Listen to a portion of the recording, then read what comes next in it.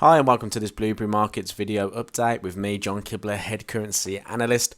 In this video we're going to take a look at Euro dollar and we're going to talk about something a little bit different other than looking at the potential of where the market could go.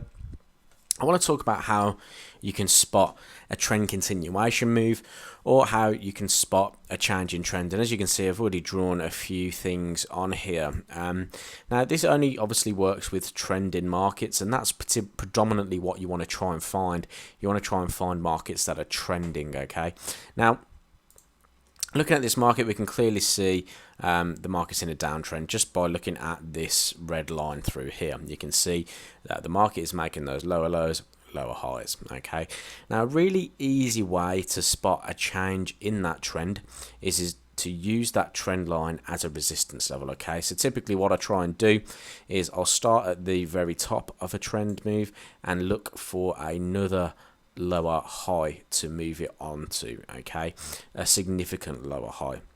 All right, so at that point you can see through there the market continues to move lower and then also comes into contact with it here, rejects it and continues down. Now, because the market is in a downtrend, I want to be trading that trend lower. So I look for trend continuation moves, and those can come in the form of minor supporting trend lines. Okay, so as you can see here, the market bounces like so.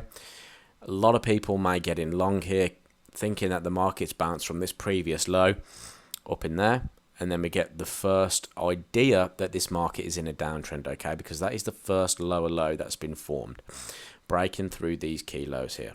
Okay, so we know we're in a downtrend now and we're looking for those trend continuation moves. The market continues lower, bounces up higher into the trend line resistance, pulls back, breaks through that trend line support. Okay, so you want to again look for those two minimum lows to place that trend line support on. We've got to close below. This is a key area to look for a shorting opportunity. The market drops. We don't get a trend line here because your trend line would look like this.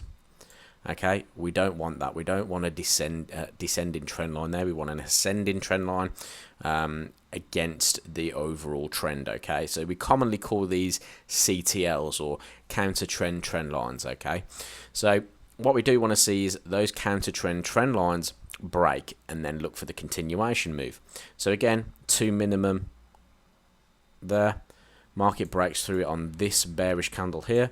If you had shorted there, stops above the key highs, you would have had a profitable trade in there.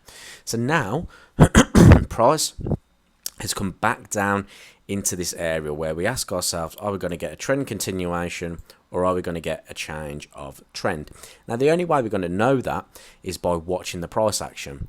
So if the market breaks out and closes above these highs in here and this trend line resistance, we can look at it and say there's a potential for this market to change trend because it's been in a downtrend for so long now, and the market has broken out of that trend line resistance. If the market breaks through and closes below our counter trend line where the market has found 1, 2 bounces, okay, if it breaks through there, we can expect a trend continuation move to happen and look for short opportunities perhaps into these previous structural lows in there.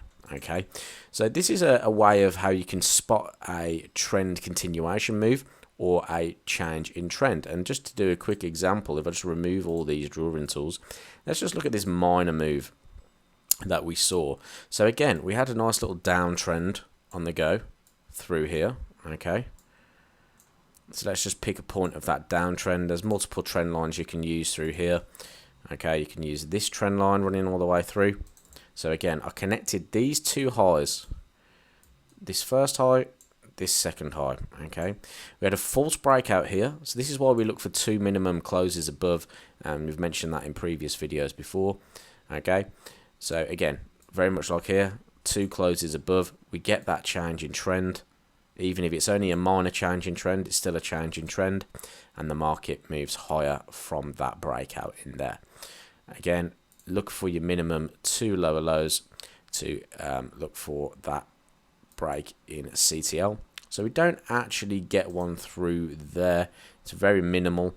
These retracements are quite powerful, they're quite strong retracements running through. You could look at potentially this one running through here, where the market, or at least a little bit of a steeper one running through, like so. The market breaks out there, continuation trade follows.